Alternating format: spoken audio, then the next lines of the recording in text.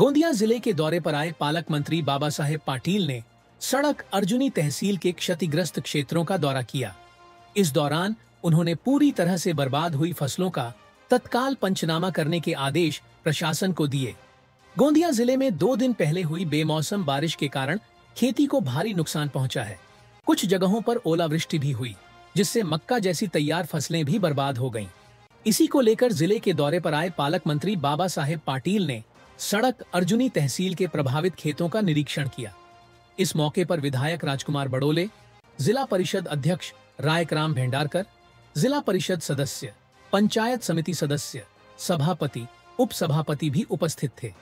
पालक मंत्री ने सीधे खेतों में जाकर फसलों की स्थिति का जायजा लिया और वहां मौजूद तहसीलदार, उप विभागीय अधिकारी, तालुका कृषि अधिकारी, उप विभागीय कृषि अधिकारी को तत्काल पंचनामा करने के निर्देश दिए। हाँ, की आता भाताच्या शेतीला भेट दिली की आता भात काढणीला आला होता, पण गारामुळे तिथले सगळे सलपट होऊन गेले। म्हणजे त्याच्यामध्ये आता मध्ये धान्य नाही आहे। तशा प्रकारच्या सूचना आम्ही जिल्हाधिकारी महोदय, तहसीलदार यांना दिलेल्या आहेत। पंचनाम्याचं काम चालू आहे।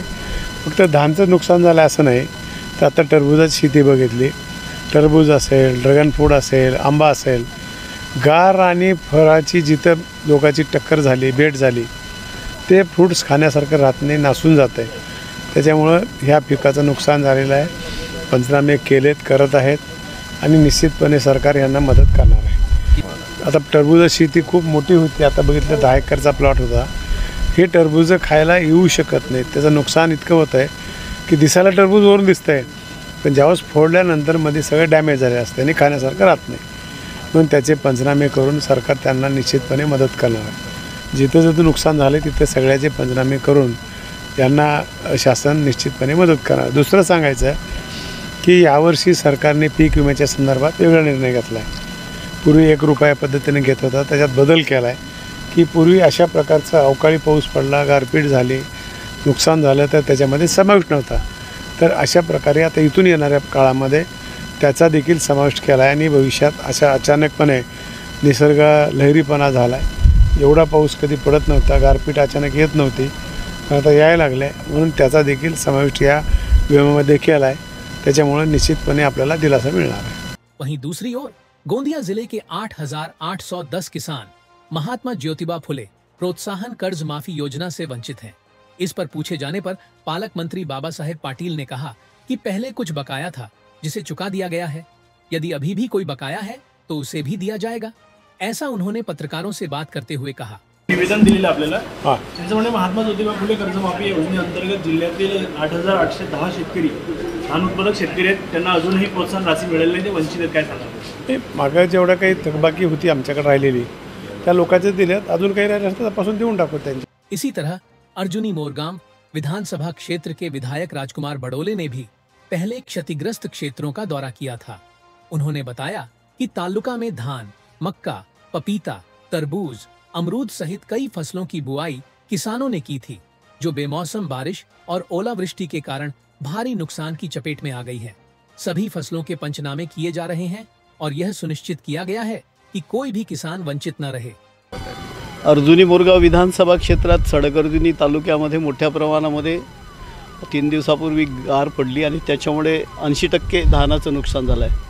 साधारणतः या तालुक्यामध्ये 5,000 हेक्टर धानाची लागवड आहे आणि त्याच्या व्यतिरिक्त 200 हेक्टरच्या वर टरबूज आहे, ड्रॅगन फ्रूट आहे, ॲपल बोर आहे, यस आणि केळीचं पण लागवड आहे। तर त्याच्यात प्रचंड मोठ्या प्रमाणात नुकसान झालेलं आहे आणि नुकसानाच्या संदर्भात माननीय पालकमंत्री महोदयांनी सांगितल्याप्रमाणे जिल्हाधिकारी यांना सांगितलेलं आहे, ते सगळे पंचनामे करत आहेत आणि SDO तहसीलदार सगळे पंचनामे करत आहेत। सगळे कृषी विभाग पण त्यात सहभागी आहे, त्याच्यामुळे पंचनामे होतील आणि सगळ्यांना नक्की मोबदला भेटेल।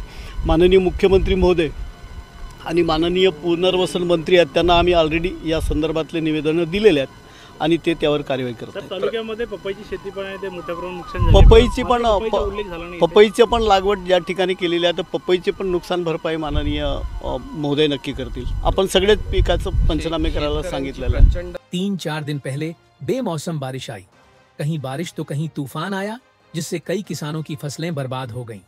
मैंने खुद जाकर निरीक्षण किया और जिलाधिकारी को जानकारी देकर पंचनामा करने के आदेश दिए। उसी के अनुसार पंचनामा शुरू हो चुके हैं। कुछ गांवों में पंचनामा पूरे भी हो गए हैं। इस दौरान जिला परिषद सदस्य, पंचायत समिति सदस्य भी उपस्थित थे। ह्या 3-4 दिवसाच्या आधीच अवकाळी पाऊस आला, पावसाच नाही तर वादळसुद्धा आले। त्या वादळामुळे बरेचशा शेतकऱ्यांची मोठ्या प्रमाणात नुकसान झालेली आहे।